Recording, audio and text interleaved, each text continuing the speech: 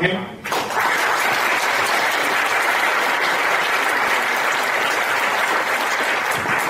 Okay, am I on? Amplified? Sounds like it. Okay, good afternoon.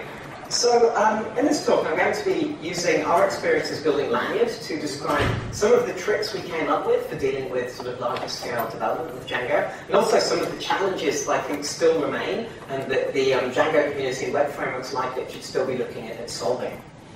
So just for some context, I'll describe Lanyard.com, and I should mention that Lanyard is a large application, but it's not a huge application. If you want to talk about Discus-style hundreds of server scaling, then you want to find David Kramer. But I think Lanyard's an interesting case study here because it's a great example of an app with a small development team. It's myself doing the back-end development, and Natalie there does the HTML, CSS, and design work. Building something which is constantly growing, it's sort of the sweet spot for Django. You know, it enables small teams to build big, interesting applications, start them small and then grow them as you go along. So I think it illustrates a lot of these points very nicely. Now, if you haven't looked at Lanyard yet, I'll give you a quick overview of what it is, just for context. So Lanyard, we're trying to build the definitive database of professional events and speakers. So the idea is that just like IMDb has a page for every film and every film star, we want to have a page for every conference that ever happens, every talk at every conference, every speaker, and build this up for all of the conferences that happened in the past, everything in the future. We're also looking at not just conferences, it's sort of evening lectures, it's meetups, it's bar camps, it's all of that kind of stuff. And the reason we want this database is the stuff that we can then build on top of it. So we're already building things like social event recommendation, where we suggest events you might want to go to based on what your friends are doing, event networking tools, and an archive of slides, notes, and video. So all of the talks that have had video and slides released, we're trying to collect together links to those all in one place. So I will jump through and quickly show you a couple of pages of the site. So Lanyard on the homepage, you can see the big conference on today. So today it's Open Source Bridge in Portland, there's EuroPython of course in Florence, there's a big Java thing happening in San Jose. But really we want you to click the yellow button to sign into the site, because when you sign in with your Twitter account, we look at the people that you're following on Twitter, and we show you events that those people are going to or speaking at. So when I sign in, I get over 300 conferences that my friends are going to, including there's a CoffeeScript event in Brighton, there's Dead/Haag in the Netherlands, there's all of these different things coming up. This is actually a very effective way of discovering events, because it turns out if you follow someone on Twitter and they're going to an event, then it's probably going to be something that you'll be interested in. From the Python point of view, we have rich metadata on all of these events. So if you go to our Python page, you can see all of the events we know about that relate to Python. And we also index things like calls to speakers, so we know that there are 2 Python conferences right now that are looking for people to speak at them. And for each conference, we have a page about the events. Things like page about EuroPython, we know 119 people speaking at the event, we've got all 160 sessions, we know where it's happening, and we know who signed up on the site and said that they're attending. So I don't know if I'm active on the Wi-Fi. Let's see if that works. This probably won't work, but we also have a searchable directory of people who are at EuroPython that we launched just in time for the event. And then for each person, we try and build a profile of all of the talks that they've given. So this is my profile showing talks I'm giving in the future, all of the talks I've given in the past, my speaking history, book credits, all of that kind of stuff. So where LinkedIn has sort of your CV online, we want to have your conference attending and speaking career profile. And then finally, we've got a search engine. So if you search for something like scaling Django, you can see all of the slides, the videos, the talks that people have given about that topic from all sorts of different conferences all around the world. So, firstly then, I'm going to talk about some of the tricks that we've used in Django, which they're probably out there somewhere, but they're not very well documented. So I'm hoping that they can become more widespread in the Django community and beyond. The first trick is one that I'm really excited about at the moment because it's just made it into Django 1.4. And that's using cryptographic signing for various different aspects within the application. So cryptographic signing, if you haven't played with it before, basically lets you take a piece of data, add a signature to it, send it off into an untrusted world, and then when it comes back, you can use that signature to confirm that nobody tampered with it sort of while it was out there. So it's fantastic for web applications where you've got like cookies being sent out to people, you have people loading up different pages, you're sending emails. There are lots and lots of useful things you can do with this technique.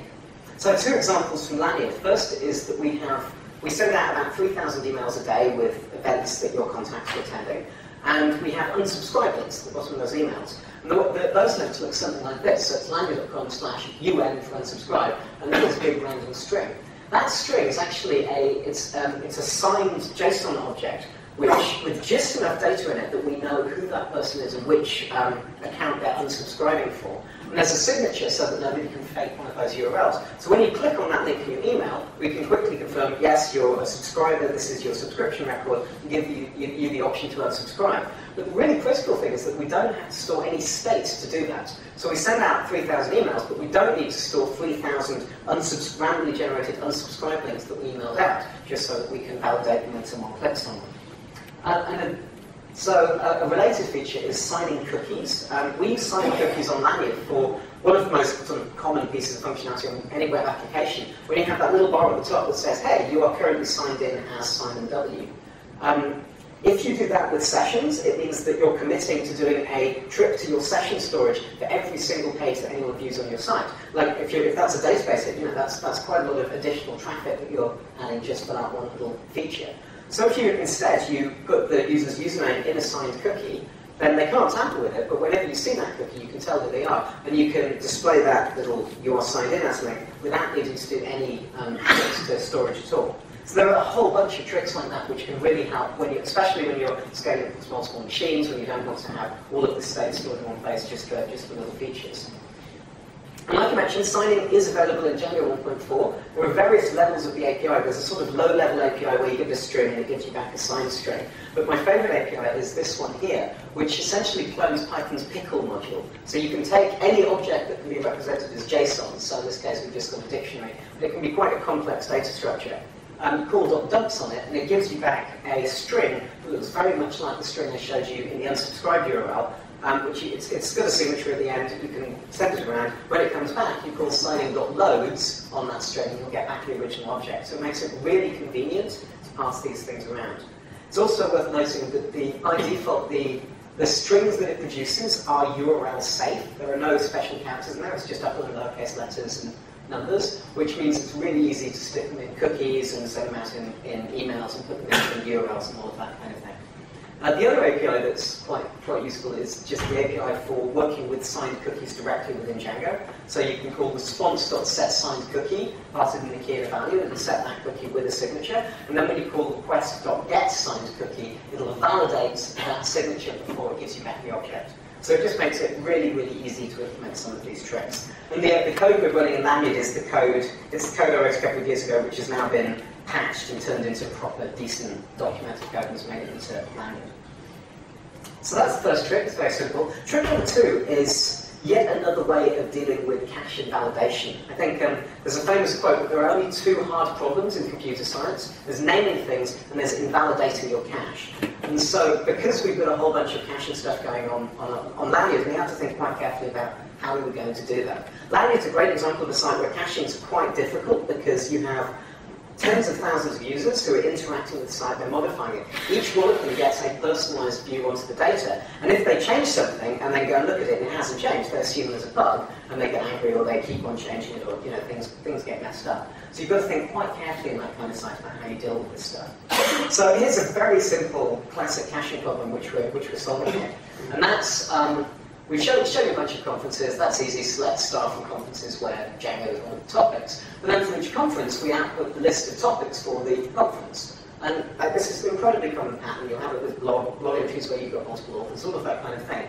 But it does mean that you can end up having 20 things on the page and then running an additional 20 SQL queries to pull out those topics. There's tricks you can pull in SQL to make it a little bit better, but it's pretty inconvenient to work with that. So what we've done is we put each of these things into the Django template cache, and then we have a field on the conference object that we can modify to invalidate cache entries. So if you consider this is a straightforward Django model, it's a conference, it's got all of the things on there, and then we have a field called cache_version, which is an integer field which starts out at 0. But every time the conference is saved, we increment the cache version before we save the conference. We also have a method that you can call on the conference, the .touch method, which will increment that key as well. So what this means is that whenever we're dealing with templates, we can use that conference.cache version as part of our template cache key. And when that conference changes, anything within that fragment will be invalidated. So in this case, for those listed topics, we're saying cache for 10 hours with a key of conf topics, conference.pk, and then conference.cache version. And then that HTML inside loops through, it executes the SQL query and loops through all of the topics on the conference. But the magic part here is that as long as we update the cache version when we add or remove a topic from the conference, these fragments will all be invalidated across the site with very little effort on our part. And because we're dealing with cache, in our case we're using memcache, the stale versions that aren't being retrieved anymore will just fall out of memory after a few minutes. The other nice thing about this trick is it's very easy to do mass cache invalidation just by doing it. So, for example, if one of our topics has its name changed, and that means that every conference that displays that topic is going to be displaying old stale data, we can run a query that goes across all of the conferences attached to the topic, and for every single one of them, it increments that cache version on the database. So what we're doing here then is we're still doing SQL queries. We're assuming that if you're going to show a list of conferences, you're going to have to do a SQL query to get those conferences back. But we're avoiding a whole bunch of additional stuff around the ways in which the conference is displayed by relying on that cache key. So that trick's been working really well for us for the past few months. Trick number 3, this is really the big one, and I think this is a pretty large topic, and that's using NoSQL style stores for denormalization. So if you talk to anyone about like large-scale web applications, especially back against the database, one of the first things they'll tell you is that you're going to have to start denormalizing. All of your ideas about sort of normal forms and everything will have to go out the window, and you'll have to start duplicating your data in different places and so on. And this, the way I'm sort of suggesting here, doesn't avoid that, it just does it in a slightly different way. I've been following the whole NoSQL thing for a whole bunch of years, and I think it's really interesting, but my preferred definition for NoSQL is not only SQL. It's a movement which has really rediscovered the idea that the database doesn't have to be the one and only way of storing data. There are other options, and there's this wonderful ecosystem of alternative technologies that all have different niches that they fit into. So I'm a big fan of sort of polyglot persistence, where you have your relational database, you have your other NoSQL things. You spend a lot of time keeping everything in sync, and it does mean that you can get the best of both worlds. Because, to be honest, we really like joins when we're doing stuff like language. You know, it's relational databases, a 40-year-old technology that's holding up pretty well today. And a lot of the functionality that we have it was really easy to build because we had databases and joins, and we could do queries across there. So as an example, if you add some slides to a talk on Language, they'll show up on that talk page, and they'll show up on the coverage from this conference page, and they'll show up on the slides by Simon Willison page, and they'll show up on the page about slides about Django, all of those different places. And that was just, these are all things that we invented as we went along, and we wrote a query and it all worked. I think a lot of the frustrations of working with SQL databases, the Django ORM combined with SAP make a lot of those sort of frustrations go away. So we're very keen on relational databases, and in fact, we consider our relational database to be the definitive source of truth about everything in the system. If you do that, it becomes a lot easier to think about denormalizations, because it's always possible to rebuild your alternative structures. So what we're doing on Language at the moment is we're denormalizing our data into 2 different stores, into redis and into solar, both of which are useful for different things. So if you haven't looked at Redis, you really should. It's a fantastically powerful tool. And it gets lumped in with sort of MongoDB and Cassandra and all of these other NoSQL stores, but I really think it's a very different category of software. It's best described as a data structure server. So Redis is kind of like Memcache. It's this thing that sits there on a server somewhere, and you talk to it over the network. But you can put data in and take data out. But all of the data is held in memory. And it has support for high-level data structures. So it has sort of key value pairs, just like Memcache does. But it also has the ability to construct sets, or lists, or sorted sets. Things where you can then do data structure operations within Redis. So you can ask it for the top 5 things in the list. You can tell it to push something on the end of things. And if you've got sets in there, you can actually have it do set operations within the data structure server, and then give you back the results. So as an example of what we're doing on Lanyard, we have this feature where you're signed into the site, you go to a page, and there are like 119 speakers there, and we want to show you which of those people you follow on Twitter. So I don't know if you can see, but these ones here have a blue border around them, and there's a little white Twitter bird icon there. And we always put those at the top of the list so that you look at the page and straight away you can see, hey, these people who I know are speaking at this conference, they're going to this conference. And the way we do that is using Redis. We actually maintain a whole bunch of Redis sets at all times, both for our users and for our conferences. So in this particular case, when I sign into Lanyard from Twitter, one of the things we do is we pull the list of people that I follow on Twitter over the Twitter API. And we stash that list in a Redis set, which I think we keep it around for about 10 hours and then we'll refetch it if you're still exploring the site. So we stay relatively up to date. So we've got a set in Redis of all of the people that we're following. Then for a conference like EuroPython, we'll have a set for all of the people that we know are attendees. And these sets are just integers, so they don't take up very much space. But then when you hit that page, we can use Python's Redis client. We can say do a set intersection of the Simon W. follows set and the EuroPython attendees set. And what comes back will be the IDs of people who I follow who are present at the conference. And the magic thing here is that Redis can do something like 100,000 read-and-write operations a second. So even with just one little Redis server sat in the corner, because everything's in memory, this is almost a no-op. You don't have to really think about this operation. It's going to be so fast that you wouldn't even notice it. So we use Redis for that. We use Redis for a bunch of other things. It's kind of a multi-tool. It also manages our task queue and things like that. But a much more critical part of our infrastructure is Solar, which is it's actually a search engine. So I gave a talk about this yesterday. So if you go and look at my slides from yesterday, there's a bit more about this. But essentially, Solar is a web server written in Java wrapped around the Apache Lucene search libraries. And it exposes all of the power of Lucene over an HTTP API. So if you're working in Python or Ruby or anything else, you can just talk to it by sending a document, by running queries with by doing an HTTP GET against them. And it gives you a huge amount of flexibility in search. Of course, the real trick is making sure that you've got all of your documents in there. But I heard the talk again yesterday and a few hints for ways in which you can do that. So Solar gives a search. One of the things we do is we stick all of our conferences, all of our sessions, all of our slides and notes, all of the books that we know about, all of our users, and as of a couple of days ago, we're sticking all of our attendees in there as well. So the attendee search that we have on the EuroPython attendee directory is running off the same search cluster. And then we've got a few features on top of that. So obviously we have a search engine. If you search for Django, we'll show you a bunch of stuff around Django. Solar's got very strong support for faceting. So when we do one search, we get that Django, but in the JSON or XML that comes back, it also tells us, hey, if you were to filter by sessions, you get 209, there's 5 books about Django, there's 55 events in the future. It does all of this stuff at the same time, so you can build this powerful sort of faceting interface. And it also means that you can ask questions of the search engine that you'd normally ask through database joins.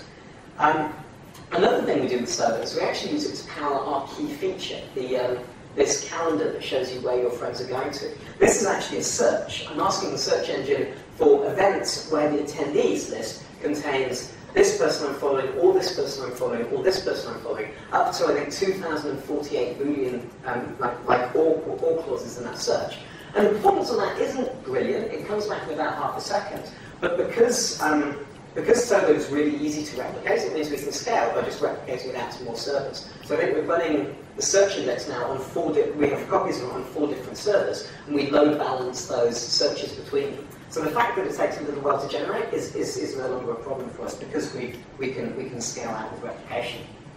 And then the last feature that we're using Solar for is this thing down here. When you're on someone's speaker page, it has a little list of people that they most frequently appear with. This is really there so that you can sort of browse around the site, you can see somebody go, oh, I'll click on that person and navigate around. Originally, this was a SQL query, which worked fine when we had 500 speakers in the database, but now that we've got, I think, over 20,000 speakers, that query really wasn't working out anymore.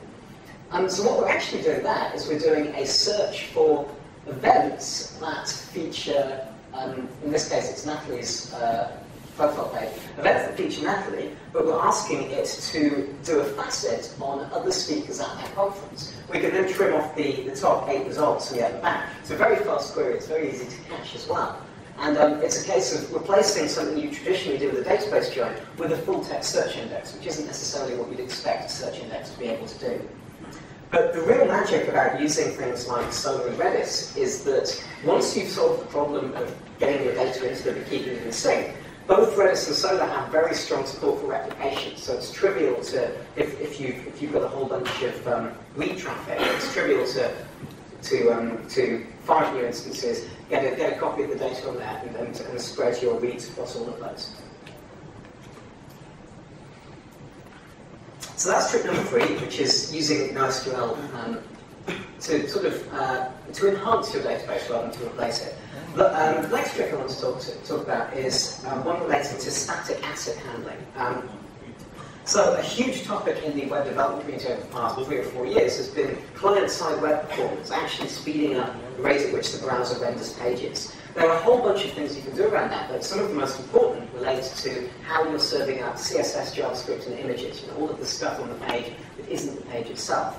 Django 1.3 ships with a static assets application that helps you manage this stuff a bit, but the approach it takes, I don't think, isn't quite sophisticated enough for the kind of things that we wanted to do.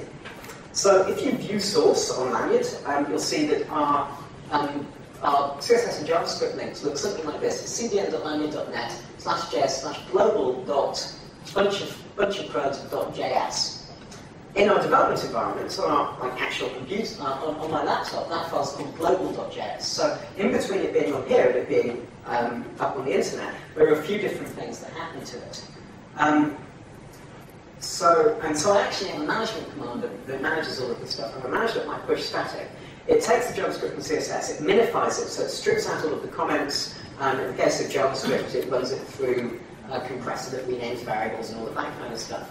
Once it's done that, it figures out the SHA-1 hash of the contents of the files and renames that and changes that file name to include the first 8 letters of the hash. It sticks.js on the end and pushes it up onto Amazon S3. We serve it through Amazon CloudFront, so it gets distributed across different servers around the world. But the key thing there is using the contents, using the hash of the contents as part of the file name. That gives you a whole bunch of really useful benefits. Firstly, it means that you can set file futures expiry headers, because you know that if those files change by a single byte, the file name will change. When you actually serve that out of the CDN, you can stick a thing on it that says, this is going to last 30 years, doesn't expire until 2021. You can tell the browser that it never ever needs to fetch that file again, which is great. It gives you much, much faster performance, because those browsers, once they've retrieved that file once, they don't even have to check to see if it's been updated. It also solves a whole bunch of problems in IE, which is notoriously good at caching CSS files, almost to the point where this kind of trick is required if you want to push new CSS out with new features to people who are running Internet Explorer. But the really handy thing for us, and the reason we spend a bunch of time on this, is it means that we can deploy those asset files in advance of deploying new versions of our application that rely on them. We were finding that when we were doing deployments, we had problems because we were hosting our static files not from the same server as the application code, so we had them out on Amazon S3 and so on. We had problems where we deployed a new version of the application, and then we'd have to deploy the CSS at the same time. And if they weren't out there at the same time, you get blank pages, or you get features looking broken. So this kind of scheme means that we can push the assets up to Amazon S3 days before we deploy the features that rely on them. When we rely on them, they'll already be there. But it also means that the old versions of the files with different file names are still available. So if we do a deployment, something goes horribly wrong, we have to roll back, we don't have to worry about redeploying the asset versions. We know that they'll still be up there. So as I said, I have a whole bunch of dodgy code hacked together that gets this to work. I'll hopefully get a chance to wrap it up and stick it out at some point as well. So those are some of the tricks that we've been using to deal with the challenges of sort of relatively large application that's constantly growing.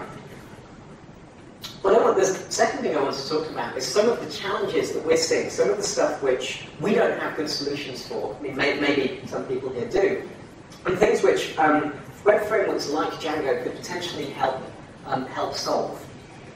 So the first challenge is a slightly obscure one, and that's the challenge of making HTTP requests from within your application code.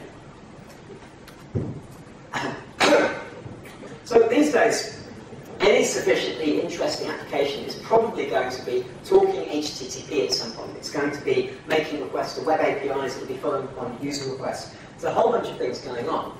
If you're talking to a web API, it's tempting to just use URL open and off you go. But there are a bunch of things that you have to think about. You have to think about, what if that server's down, but it fails to load? What if it's up, but it's running really slowly? If your application server spends 30 seconds waiting for an API to return, that's 30 seconds of your user on the front end. And also, potentially, it could tie up all of your application threads and mean that your application stops responding entirely. So talking to an API can be, if you're not thinking about it, it can be a risky business. Even worse is when you do build features where the user gives you a URL and you then fetch that URL and do something with it. So with Lanyard, we have a feature where you can paste in a URL to SlideShare or Vimeo or YouTube or something like that. We'll then go away, fetch that URL, try and figure out if it's got an embeddable version that we can stick on the page, it hasn't looked at the title of the page, that kind of thing. So we do a whole bunch of analysis that's driven by users inputting URLs. But if you're going to do that, there's a whole bunch of, you open yourself up to a whole bunch of problems. What if the user gives you a link to a 2 GB video file? You don't really want your application downloading that somewhere if you don't need to store the file. What if they deliberately give you a link to a tar pit, a server that's set up to respond really slowly in a bid to down your site through tying up all of your resources?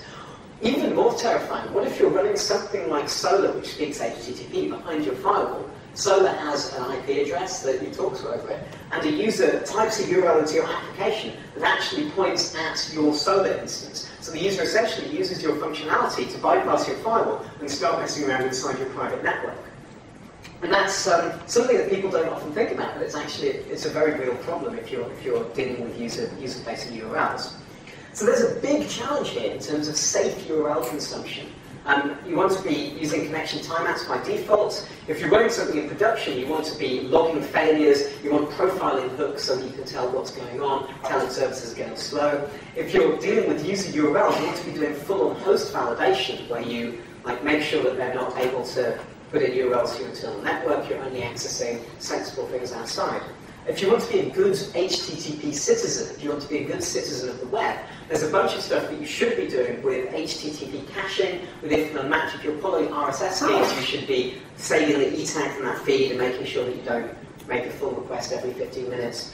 There's actually quite a lot of sophistication here, and so I personally think that this is the kind of thing that web frameworks should handle. I think this is such a common set of problems that it would be worth baking this stuff into a framework like Django and having a proper integrated approach, just like Django has a caching thing. Having Django have an HTTP client with a standard API where you could swap in different backends, control all of these things in one place, would actually be a really useful idea.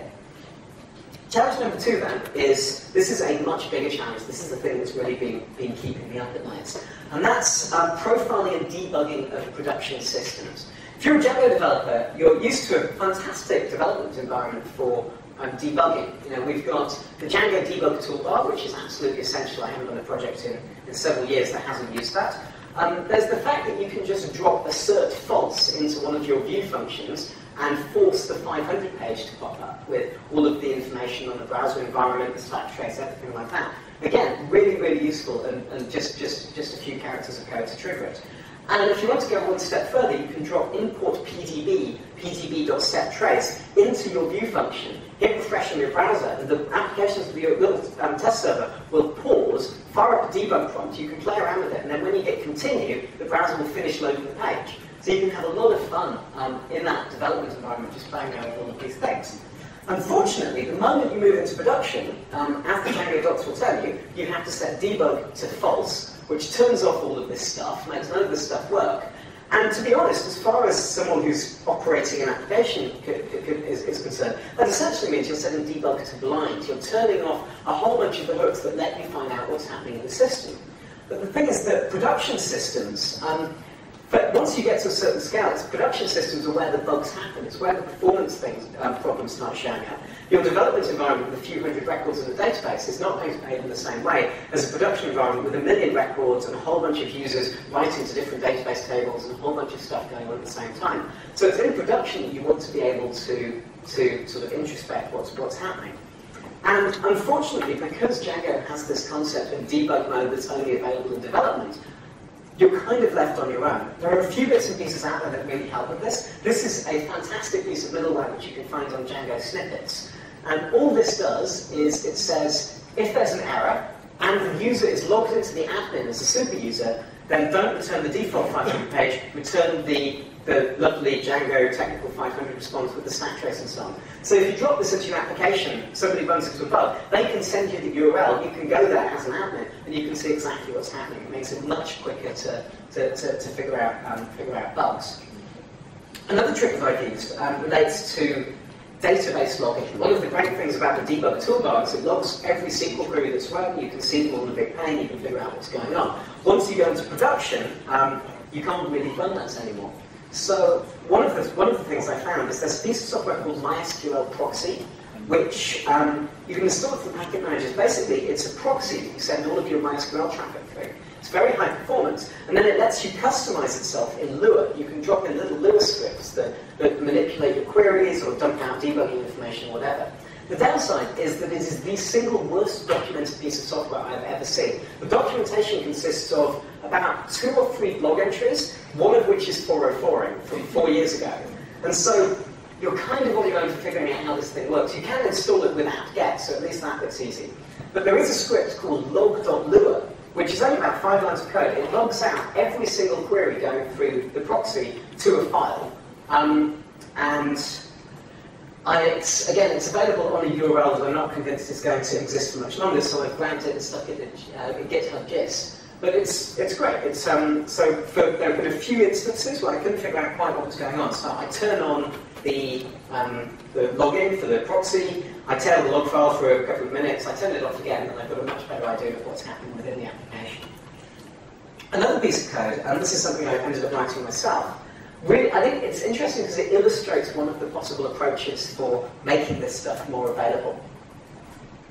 And so I call it Django Instrumented, but basically what it does is, while a request is running, it starts with a piece of middleware. It collects a whole bunch of different things about that request. So how long it took, whether any HTTP requests were fired off in the back end, various bits and pieces. And then it saves that as JSON and stashes it in a memcached key. The key is a UUID that it generates. It writes out the UUID actually in the HTML on the page. So if you view source on a landing page, you'll see a meta name equals instrumented at the top with one of these IDs in. And then there's a little bookmark that I've got, which I click, it looks at that UUID, it retrieves the profile information out of memcache, and it sticks it up on the screen. Now, I only spent a few hours on this when the site was down and I was trying to fix things. So it's not very pretty yet, but this is essentially what it does. I've got a page on the live site, I click my bookmarklet, and it pops up this thing saying, on this page, the request duration was 0.6 seconds, and we made a search query to Solar. The search query looked like this, and it lasted for 0.15 seconds. And so, I wrote this initially because I needed to get an insight into why certain pages which used search were taking longer to load than others. That query there is actually the query I mentioned earlier that pulls in these appear with bits down the side. And I think, this is clearly, it's not very exciting yet, but I think the technique of building up profiling information, I'm storing it in memcached with a 5-minute expiration, so if you don't need it for 5 minutes, it just vanishes, so it's not taking up any space anywhere, and it's a really fast process to store it there, so it doesn't affect your loading times. I think there's a lot to be said for that approach. So in terms of improvements to Django, one of the big ones is that debug as a global setting, I think, is an anti-pattern. I've got a bit of a rant later on about related issues to that. I don't think anyone who's ever been faced with a bug in a production system has thought, I wish I had less information about this bug. So the more low-level hooks we have for measuring pretty much everything, SQL queries, HTTP requests, caching operations, anything like that, especially if you can turn them off if you don't want the performance overhead, but you can turn them on when you need them, the more of those, the better. And I think something like the Django debug toolbar, but that's designed for live profiling, so that you can run it all of the time. You've got a bookmark that gives you the information. Something like that as a third-party part of the Django ecosystem would be really useful. And bizarrely, I think yesterday, while I was still thinking about this, Jeff Atwood, who runs Stack Overflow, put up a blog entry describing some of the work they've done around web performance. And one of the things they've got is something they call the MVC mini profile, and they've open sourced this. It's an ASP.NET thing. And what this does is on every page of Stack Overflow, if you're logged in as one of the site developers, there's a little thing in the top right that tells you how many milliseconds that page took to generate. If you click on that thing, it pulls up this profile pane that tells you, again, from real live data running on a production site, exactly how much time each of these different things took. And the thing he said that was really interesting is that once they added this feature, the site performance went way up, because all of the developers on their team, they were using the site, they'd see something that was a little bit too high, they'd go, I could probably fix that. They'd look at the profiler, find a quick win, and they'd solve that. It's one of those things where if you measure something and make that measurement visible, then people will just naturally improve it over time. So I think a tool like this for Django would be fantastically useful. The next challenge is the really big one, and that's deploying new versions of an application with zero downtime. And this is, for code upgrades, this is relatively straightforward. If you're doing database upgrades, this gets really, really tricky. And the ambition is to be able to roll out new versions of your site with radical changes in functionality without a second of downtime where users can't use the site. There are a whole bunch of things you can do here. I'll show you some of the things we're doing with Django, but it's definitely an unsolved problem in the large. So the first and most important thing is that you need to deploy your database changes separately from your code changes. The way we work is we actually try and make all of our schema changes backwards compatible. So if you're going to add a column and then remove another column, the way you do it is you run code that adds the column, which is fine, the new column's there. Your old application code is still running. It doesn't need to know about the new column yet, and that's fine. Then you write, either deploy the next column or you write application code that upgrades that stuff in place, so it moves that data around. And then once all of that's running, you can deploy the next change without affecting the code that's executing on the web servers. So we've actually, the way we do this is we have one of the servers we run isn't running web application stuff at all, it's doing sort of management utilities and so forth. And that means that we can deploy code to that and run manage.pymigrate on that server to add the columns and so forth without affecting the rest of our cluster. I mentioned earlier the importance of being able to do rollbacks. If you're doing this technique, that's particularly useful, being able to deploy a new version of your application and then instantly roll back to the previous version. It's very simple to set up using symlinks. I've got some code in, there's a couple of slides in the talk I gave yesterday that describe a very simple way of doing that with Fabric. But the really powerful technique here is having a read-only mode for your application.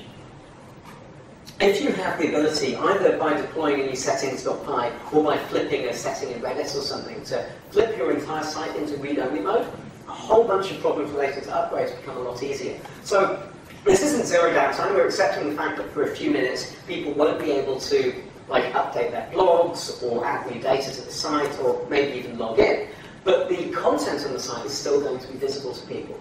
And so if you've got this, there's a whole bunch of useful tricks you can use. If you're doing a really radical database upgrade, if you've got read-only mode, you can flip the site into read-only mode, replicate your production database onto another database server somewhere, run all of your migrations against that second database server, then get that to the point where it's all ready. Then you can point your application servers at the new database and then decommission the old one.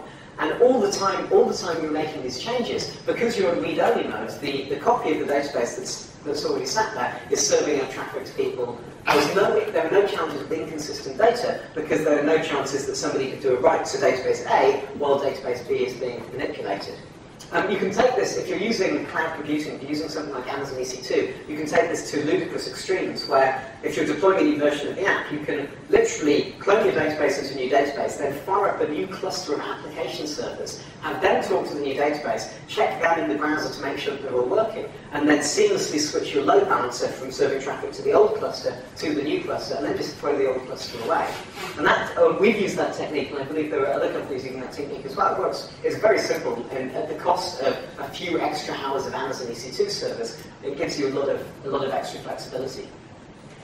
So read-only mode is very useful.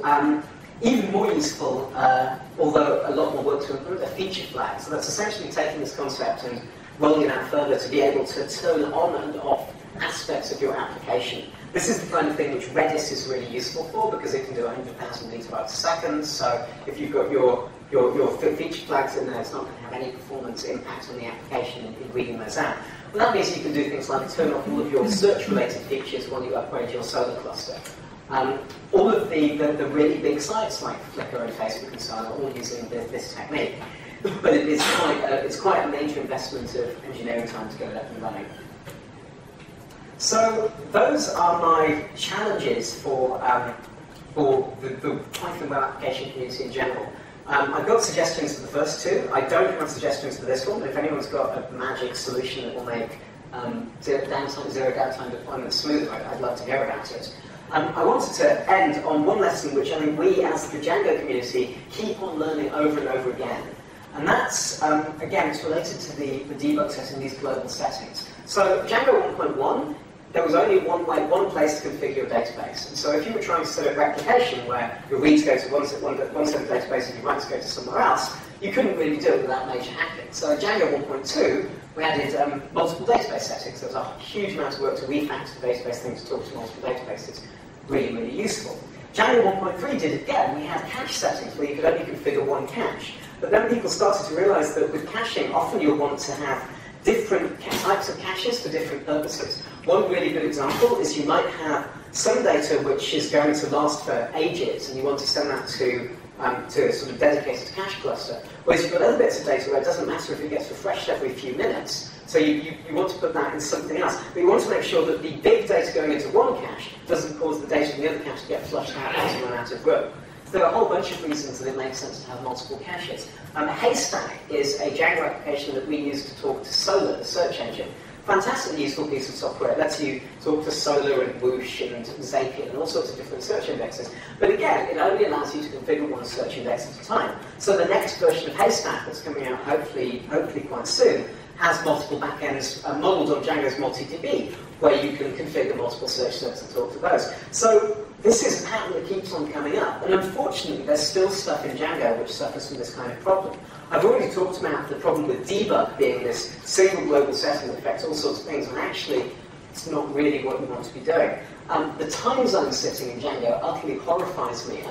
I don't know if anyone's run into this bug, but it's possible, especially if you're running more than one Django application on the same Apache server, which thankfully I'm not doing for anything anymore. It's possible to have different time zone settings which affect the timestamps in the log files. So your Apache log file ends up coming out with like one thing from 5 hours ago, another thing from now, another thing from 5 hours ago, depending on which Django application was last executed. It's a horrible, horrible piece of manual settings in there. And the one that worries me most is middleware. Django has middleware. There's a fantastic array of stuff. It's very powerful. But middleware, you apply it, and it gets run on every single request to every single part of your site. If you want to run it conditionally, you have to have the middleware itself decide on every request if it's going to execute or not. And again, I don't think that's something that really scales up. I don't think having a single global setting for something like that is useful. So, as a general rule, global settings need to be flushed out of the project, and excellent agreements, power to the people. And I think, as an addendum, any setting in there ideally should be modifiable at runtime as well. This is something we still don't do very well, but one of the reasons WordPress blogging software is so popular is that you can install it on your server. The first time you go to it in your browser, it asks you to enter your database settings. You know, there's a lot of things, if you're talking to a cluster, being able to dynamically configure an application at runtime to start talking to a new database server you just set up or a new cache instance just come online is actually really useful. So I go a step further and say not only are global settings evil, but settings that you can't change at runtime within the code of your application are evil as well. So that's everything I had to talk about. I should mention, if any of the things that you've seen in this talk utterly horrify you as a developer, then please come and talk to us, because we are hiring, and we want to get developer and web operations people in to take all of the code that I've written and make it sensible and sane and keep on doing what we're doing. And thank you very much for your attention.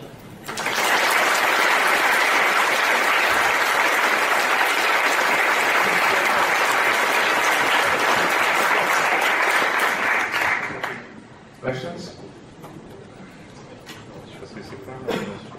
There's one at the front.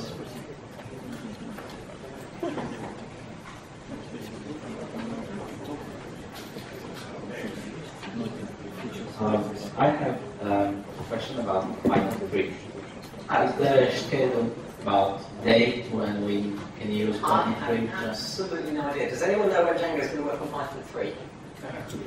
Yeah. Janice, I can answer that.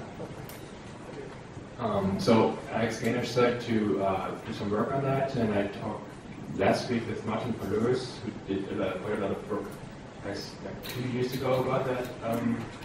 And the current plan is to work on this during the summer, slowly migrating parts of the chunk to Python 3, and then figuring out actually how to do this kind of stuff. It's kind of a big messy work. So I don't think before 1.5 at all. Okay. A question about invalidation of external data. You have quite deep Twitter integration. How do you deal with profile changes? So the way we deal with profile changes at the moment isn't ideal.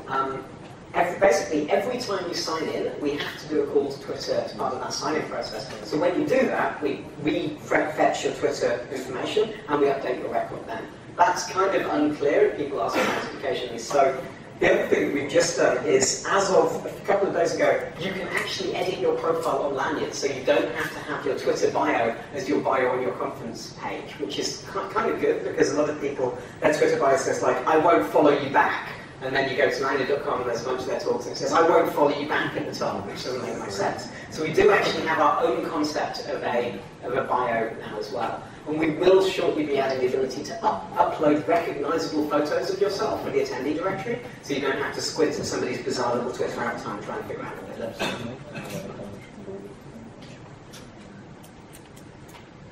Any other question? I bet I can get another question out of people. There's one right at the back. Okay. There? I should mention that the slides of this talk will be available at that address as soon as I get a working internet connection. Regarding caching of static files, CSS and JavaScript, how do you deal with including those files in the templates after you change the file name? Right. I'll show you. I'll pull up some code for this. Basically, it's all a bit of a tangle, but it does work. So let's pull up base.html. So we have a custom template tag we wrote called S3 static tag. I don't know, is this legible at all? Well, I just need to grab. There we go. So I'll just grab this out and show you exactly.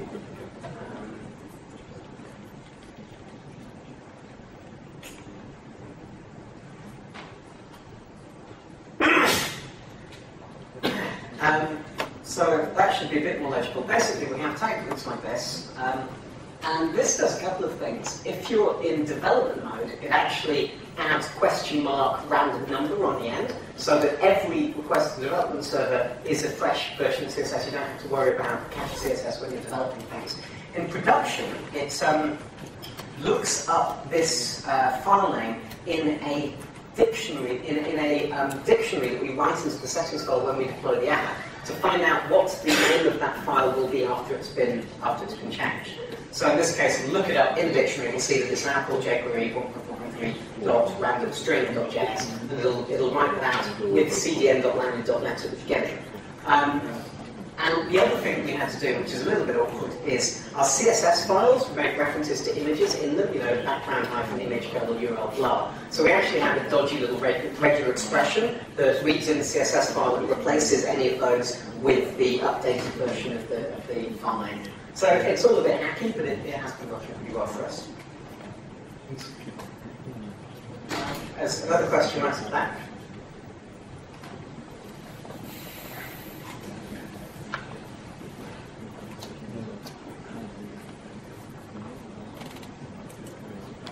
Hi, I was wondering if you've heard of Django Compress, which does pretty much the same thing, and if you have, why you use it? No, I haven't. What is this? Django Compress, it minifies... Oh, Django Compress. Yes, I looked at it, and I can't remember why, but there was just one tiny little thing in there where it goes, it's not quite what I want to do, so I wrote my own. Also, we were in Luxor in Egypt, and that was really ill, and I had nothing else to do. So it felt like a good time to reinvent static file handling. But yeah, it's quite possible that that does exactly what I want, but I seem to remember there was one aspect of what I was doing that wasn't quite right, and so I ended up reinventing it. Does it do the SHA-1 hash in the file name structure? Do you use a modified type? Oh, no, I don't like that at all. No, that would have been it then. Yeah, the problem with modified types is then you're dealing with people on different computers and all that kind of thing. And if you use a hash of the content, you just absolute rock solid guarantee that if the file is changed by a single byte, there will be a new file name up there. So it just feels like the best possible way of dealing. I think we're nearly out of time, but I'll probably take one more question. Okay. One more question?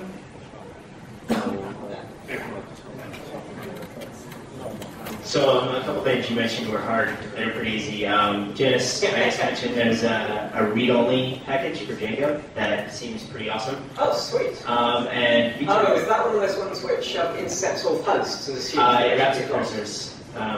So it wraps the cursors, and I assume it does what we do, which propagates up an exception to the middleware and says you can't do this. Yeah, the thing is that's kind of horrible for users. You kind of want to give them a warning before they click submit. They're going to be told off.